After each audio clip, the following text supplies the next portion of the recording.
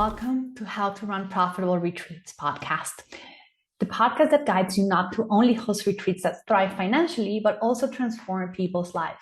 I'm your host, Lainey Cavazos, and each week I bring you the best strategies and personal insights to help you create retreat experiences that transform lives, both your clients and your own. In our journey together, we'll dive into the secrets behind successful retreats, from crafting a unique atmosphere to mastering the logistics that ensure profitability. Whether you're tuning in for inspiring interviews with leading retreat experts or seeking actionable advice in our solo episodes, this podcast is your go-to resource for turning your retreat visions into reality. Don't miss out on any of our episodes and subscribe now. For more tools and a free guide on creating your own six-figure retreat business, visit theretreatplanner.com. Now let's get started and make your retreat dreams come true. Hello and welcome to another podcast episode of How to Run Profitable Retreats. I am your host, Lainey Cavazos, and I'm so excited to have today here with me Erica Hill. She's a business funding expert dedicated to empowering. I'm going to start again because my tongue is twisting a little bit.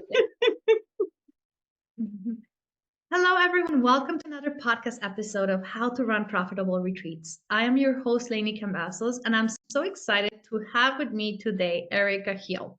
She's a business funding expert dedicated to empowering female business owners to grow and scale without risking personal credit. And I mean, like everyone who's listening to this, just think about it for a second.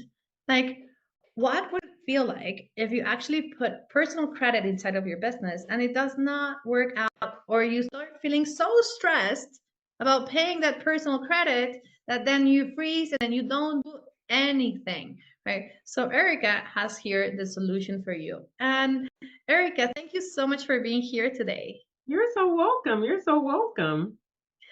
Erica, tell us a little bit about why a business owner needs to get some funding for your business. Like why would you do that rather than just, pay it from your own bank account? You know what? I get that a lot. And what I realized, I used to do this too because no one ever taught me anything about money. And I started my business because I was passionate about what I did, but I really didn't understand the difference between, being a business owner and being an entrepreneur. They're two different distinctions. And because of that, everything that I did, I was bootstrapping my business.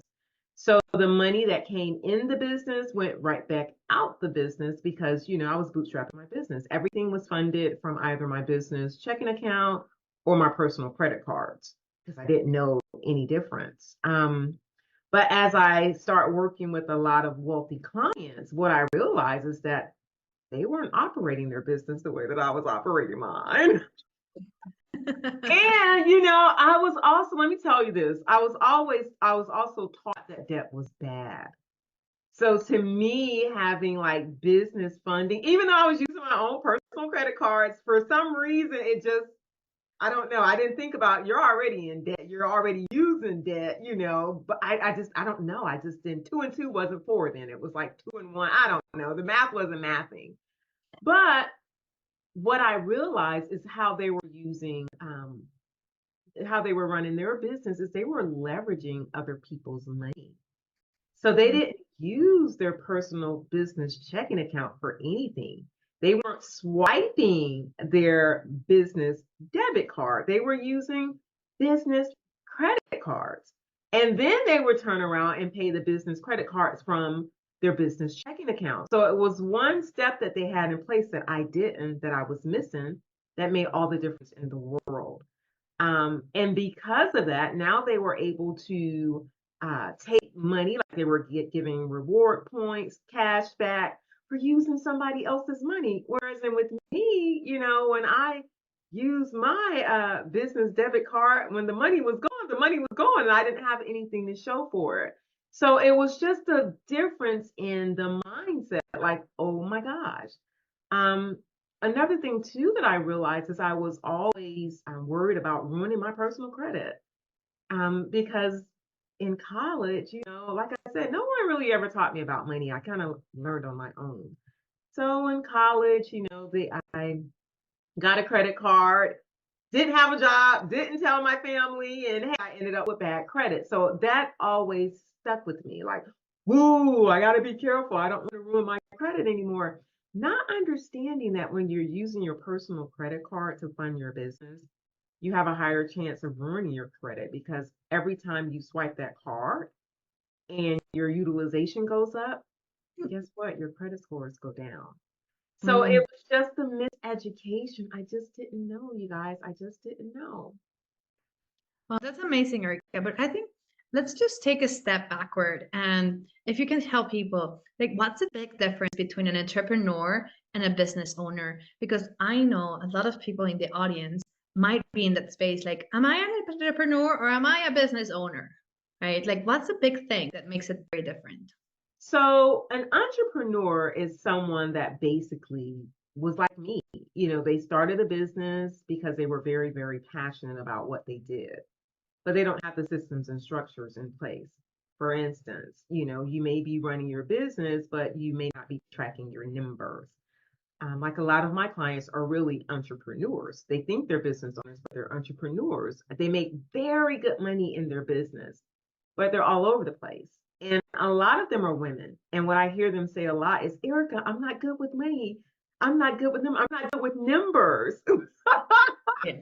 So they have these goals that they want to achieve every month, but I always ask them, well, how are you going to meet those goals if you don't know the measurements?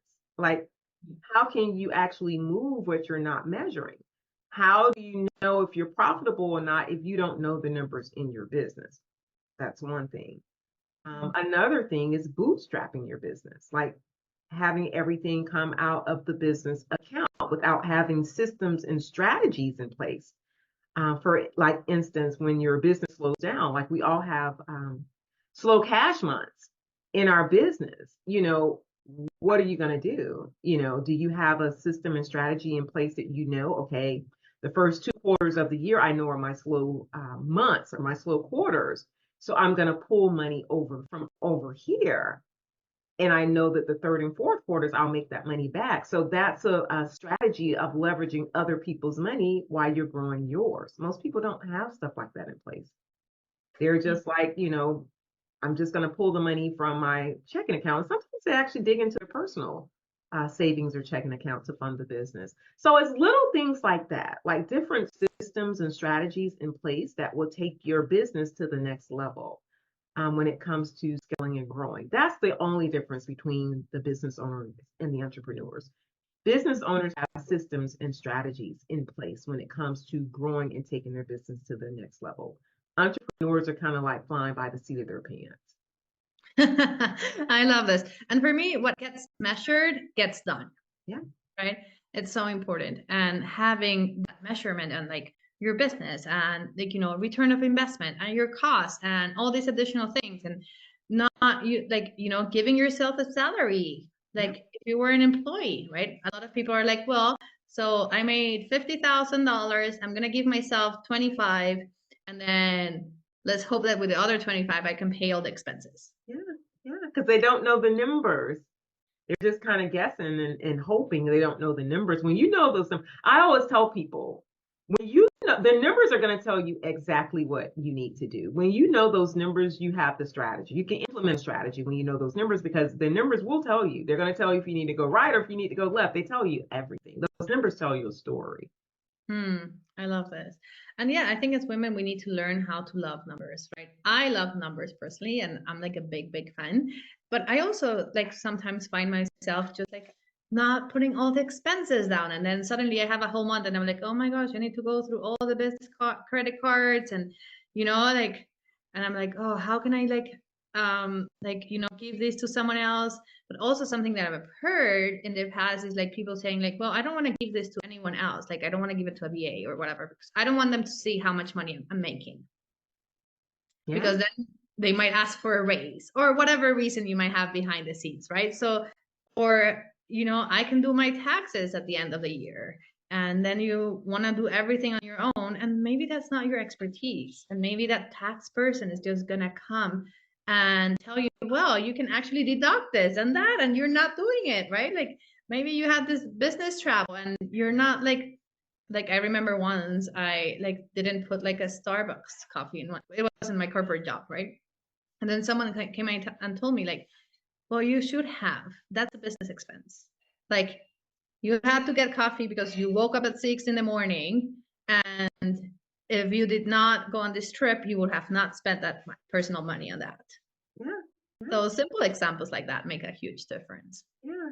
And if it's somebody like, if you're like, okay, I don't want to necessarily hire someone that's really close to me, then outsource it, hire a bookkeeper, or just, find the different programs that you can do on your own, where you can just download the information from your bank account. Like you can use, different softwares where it just takes the information strictly from your bank account and puts it in categories. So there's different things that you can do yourself, but what I hear a lot, Lenny, is a lot of my clients, like I said, they think they're bad with numbers. And I'm like, you have a calculator on your phone. You know how to press buttons. You know what add, subtract, multiply is. You're great with numbers.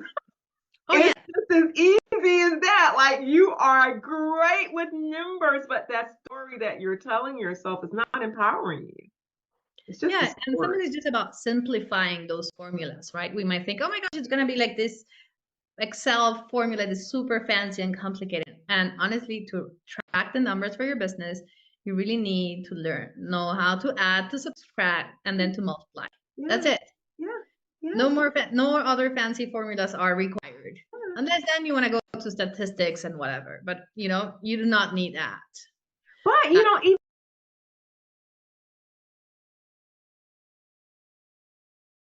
way, that is it. It's very, very easy. Very easy. I love this. Now let's go back to the part of like people actually getting funding.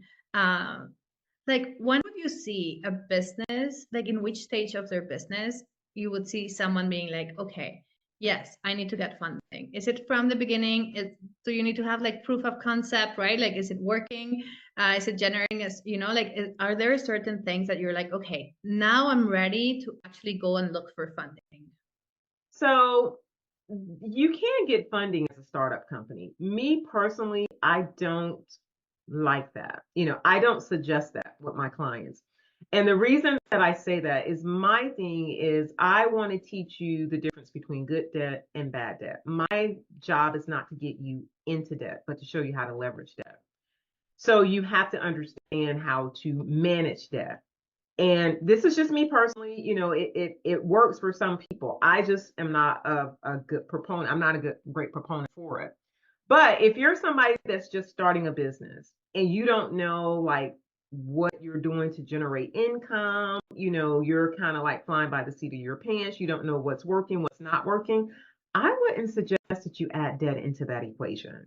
Because now you have a bill that you have to pay every month and you don't have income coming in to sustain that bill. So that's, to me, that's the easiest way for you to go into debt, and that's considered bad debt.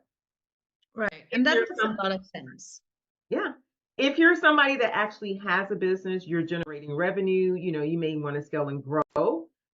Business funding is a great way for you to take your business to the next level, because now you don't have to rely on, your customers, waiting for a customer to pay or something like that before you can start to, grow the business. You're not limited. That's what I would say. But even at that, it's still, you will grow even quicker once you know those numbers.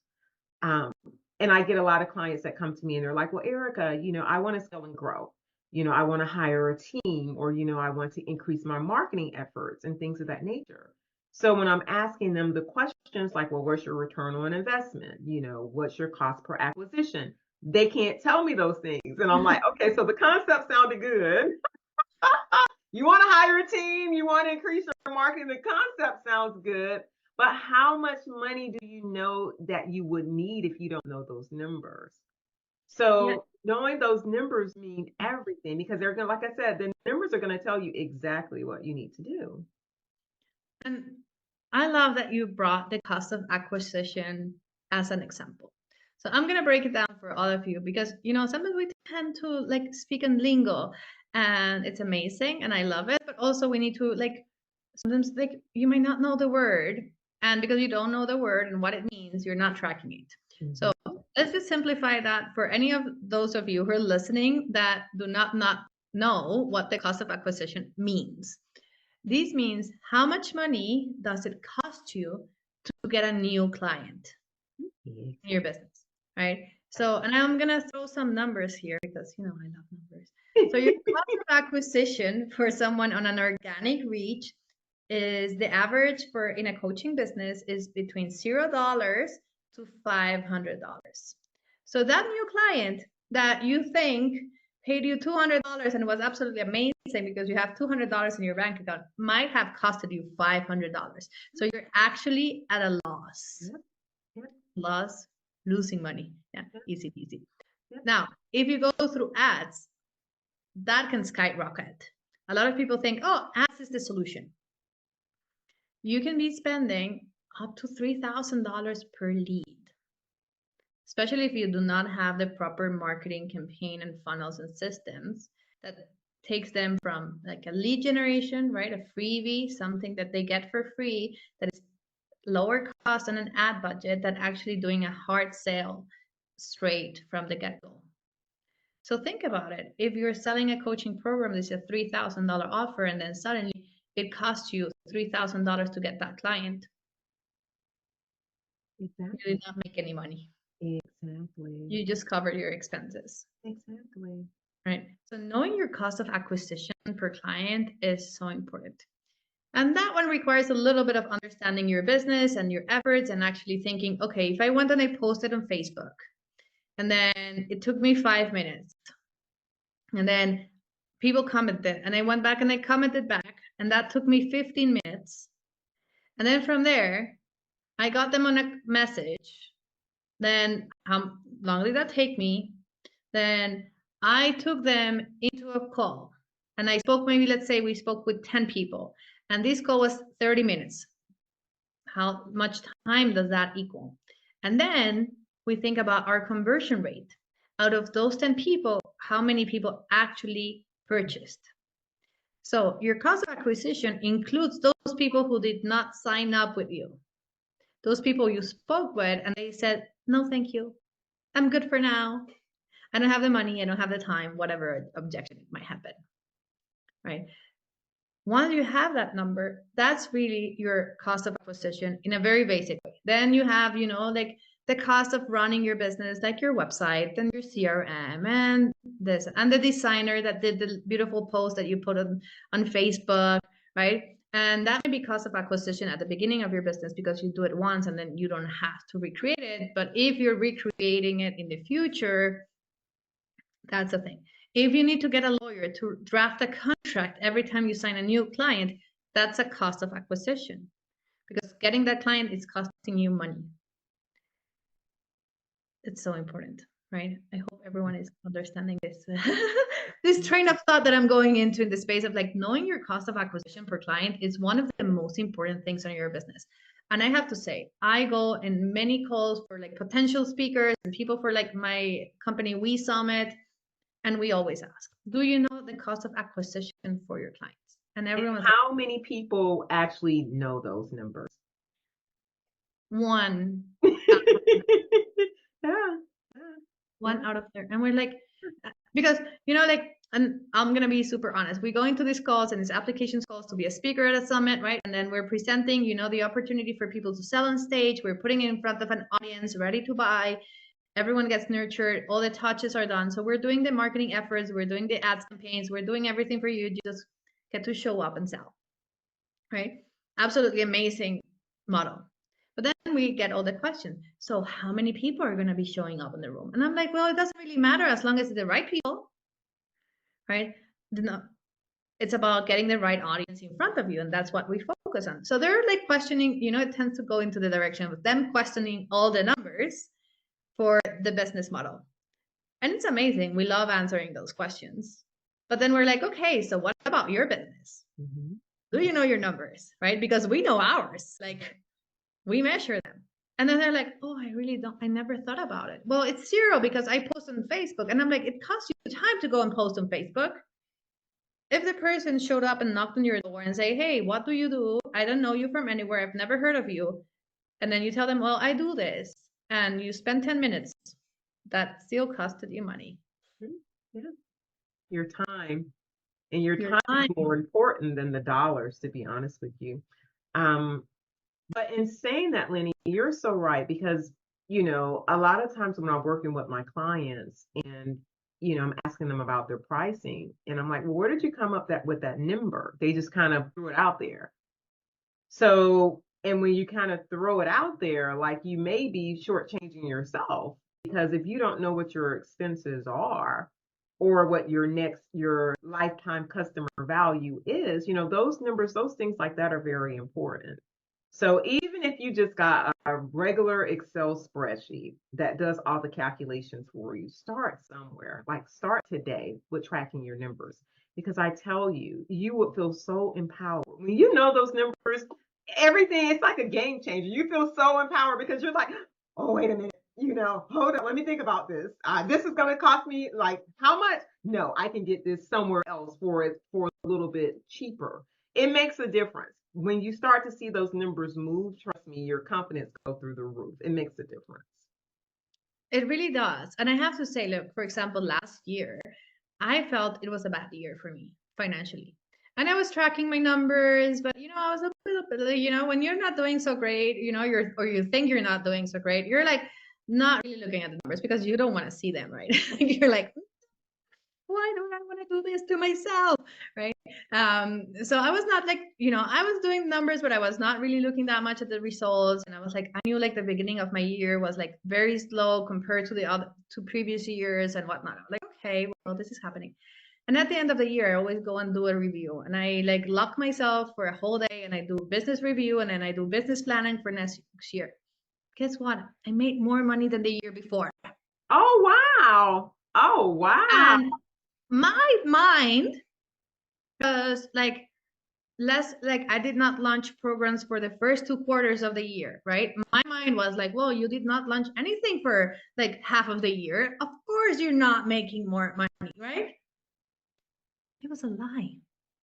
It was Wow. a big, big lie. So anyone here is like thinking, oh my gosh, but what if I get these like numbers that I don't like? Well, then ask yourself, what if actually I go and look at my numbers and I did better than I thought I did? And what if I can use that to push me for next year and be like, oh my gosh, I'm gonna kill those numbers next year. Yeah, yeah. Because those numbers tell you exactly what you need to do. So you know how many clients you had, you know what your expenses were, you know what your price points were. So if you're like, well, next year I'm gonna double that, or whatever the number may be. Once you look at those numbers, it'll tell you, oh, maybe I need to increase my prices. Or hey, a lot of my clients was asking for XYZ. I wasn't offering that, so maybe I can add that in as another offer, and if I sign these many clients, this will increase my revenue by XYZ.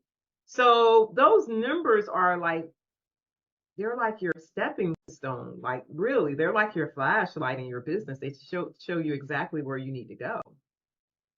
And I love this because so many times we're thinking about like, oh yes, I need to create my customer journey and the life cycle journey of my customer, like, and how do they stay until forever?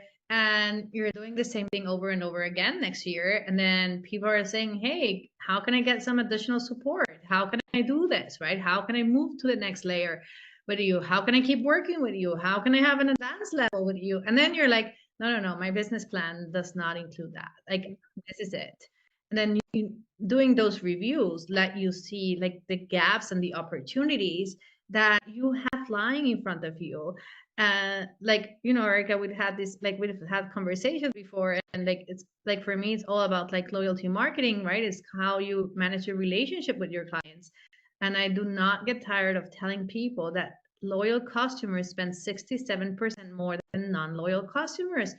You might be leaving $67 per dollar just by not nurturing your clients that already exist, the clients that you already have in your space. Wow, that's deep. I It's didn't know that massive. myself. It's massive, right? So, like, the year before, I actually launched a continuation of my group program. And some people signed up from scratch and they just needed that continuation. Half of my group stayed on for the continuation. Oh, wow. Oh, They wow. were like, oh my gosh, thank you. This is exactly what I needed. I needed additional support. I needed more time with you. They signed up. Wow. I And love it. I just said, hey, by the way, I'm doing this just after we finish this. If you are interested, let me know. Hands were raising. I'm Wow. like, okay, this is what it is. And then people were like, okay, I'm paying. It was such an easy transaction in a beautiful, beautiful way. Yeah. Yeah. I There love was, it. it was seamless. It was Yeah. just, and guess what? They came, they were highly engaged. So anyone who was new were super highly engaged as well. And they were learning from them. So it just enriched the experience in such a beautiful way. I love it. When I tell you guys I love the conversations like this about growing and scaling and becoming that, making that impact in the world with your business, because at the end of the day, really that's why most people wanted to start a business. It was something they were passionate about, or something they want to help somebody, or they want to make an impact in the world. So when you actually run your business like a business, it makes it more effective for you to do those things. I love what you just said, like run your business like a business. And I usually talk a lot about moving from freelancer to entrepreneur. And it's amazing that we're talking now about moving from entrepreneur to a business owner because there's different stages, right? In this space.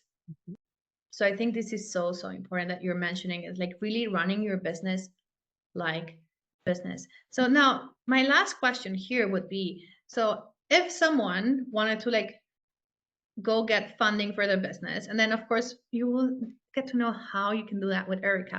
But what would be like the requirements that someone would need to have in order to, go through that avenue and like really stepping into this place and getting funding for their businesses? So what I see time and time again that stops people from getting funding, and I've had clients or people that work with me that didn't get funding prior to working with me that had like 700, 800 credit scores and they were getting denied and they couldn't understand it. It's because they didn't have their business structured properly. So Mm. it's two things that the lenders actually look for. And they look at the way the business is actually structured and they look at your personal credit history.